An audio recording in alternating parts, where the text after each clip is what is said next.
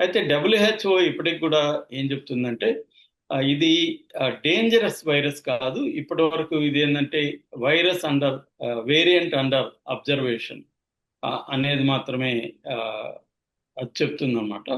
So ఇది variant of concern కానీ variant of danger కానీ కాదు. ఓన్లీ దీన్ని మానిటరింగ్, వేరియంట్ అండర్ మానిటరింగ్ అనే దీంట్లో మాత్రమే దీన్ని కూడా పెడుతున్నాం అని చెప్తుంది. కానీ దీని లక్షణాలు ఇంకా క్లియర్ గా తెలియట్లేదు ఎక్స్ఎఫ్జిజి. ఎందుకంటే చైనాతో ఉన్న ప్రాబ్లం ఏంటంటే ఇంతకుముందు కూడా చైనా ఎప్పుడు కూడా తన డేటాని కరెక్ట్ గా బయట పెట్టదు. అక్కడ సిచ్యువేషన్ ఏంటో బయట పెట్టట్లేదు.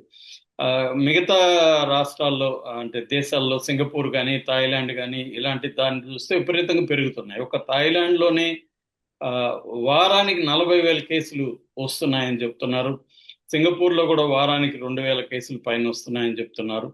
ఇండియాలో కూడా వారానికి 2,600 2,700 కేసులు ఆ, వస్తున్నాయి. అంటే రోజు రోజుకి ఇది పెరుగుతుంది.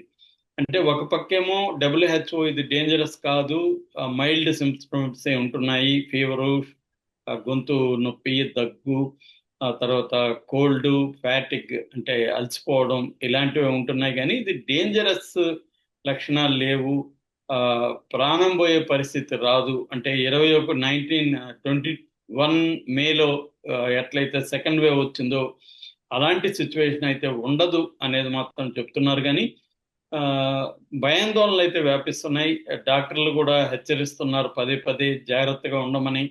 గవర్నమెంట్స్ కూడా ఆ, మన దేశ గవర్నమెంట్ తో సహా అన్ని దేశాల ప్రభుత్వాలకి డబ్ల్యూహెచ్ఓ హెచ్చరిస్తుంది. అలాగే మన కరోనా తర్వాత మనం అందరం కూడా పాండమిక్ అకార్డ్ అనే ఒక ఒప్పందం కూడా ఇంటర్నేషనల్ గా చేసుకున్నాం. అందులో భారత్ కూడా ఉంది. సో ఈ పాండమిక్ అకార్డ్ ప్రకారం ఒక దేశానికి డేటా ఇంకో దేశానికి ఇచ్చిపుచ్చుకోవడం, మెడికల్ హెల్ప్ చేసుకోవడం, తర్వాత వ్యాక్సిన్లని ఇచ్చిపుచ్చుకోవడం ఇలాంటివి జరుగుతాయి. ఈ నేపథ్యంలో ఇండియా కూడా ఆ, రాష్ట్ర ప్రభుత్వాలని కేంద్ర ప్రభుత్వం కూడా అలర్ట్ చేస్తుంది. ఆంధ్రప్రదేశ్లో కూడా అన్ని ప్రభుత్వ హాస్పిటల్లో పెద్ద ఎత్తున టెస్టింగ్లు అనేది చేస్తున్నారు. ఎందుకంటే ఇది ఆ, ఒకటి surveillance of the disease, surveillance ని బాగా పెంచాలి. అట్లాగే ర్యాపిడ్ టెస్టింగ్ పెంచాలి. మిగతా ప్రోటోకాల్స్, పబ్లిక్ హెల్త్ ప్రోటోకాల్స్ ఉంటాయి. అంటే హాస్పిటల్లో బెడ్స్ పెంచడం, ఆక్సిజన్ల శాతాన్ని పెంచడం, తర్వాత కిట్స్ పెంచడం, మెడిసిన్లు పెంచడం ఇట్లాంటివి తీసుకోవాలి. అట్లాగే వ్యక్తిగత స్థాయిలో మనందరికీ కరోనా ప్రోటోకాల్ తెలుసు. గుంపుల్లోకి వెళ్లకుండా ఉండడానికి ట్రై చేయాలి. ఒకవేళ వెళ్ళినప్పుడు మాస్క్ వేసుకోవాలి కంపల్సరీగా. అట్లాగే హైజీన్ పాటించాలి, చేతుల్ని శుభ్రంగా కడుక్కోవాలి. దాని తర్వాత ఎవరికైనా ఈ లక్షణాలు ఉన్నప్పుడు ఐసోలేటెడ్గా ఉండి ట్రీట్మెంట్ తీసుకోవాలి.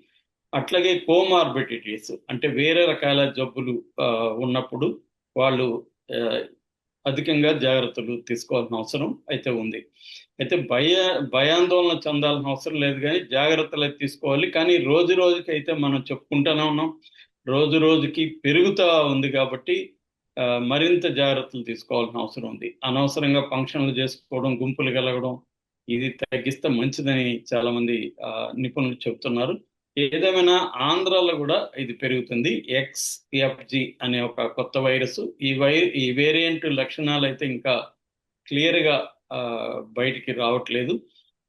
ఎందుకంటే ఇది రకరకాల రూపాల్లో మ్యుటేషన్స్ అంటారు, పరివర్తనాలు అంటారు. ఈ పరివర్తనాలు పెద్ద ఎత్తున జరుగుతుంది. దాదాపు 35 రకాల మ్యుటేషన్స్ ఈ ఒమిక్రాన్ వేరియంట్లలో ఉందని చెప్తున్నారు.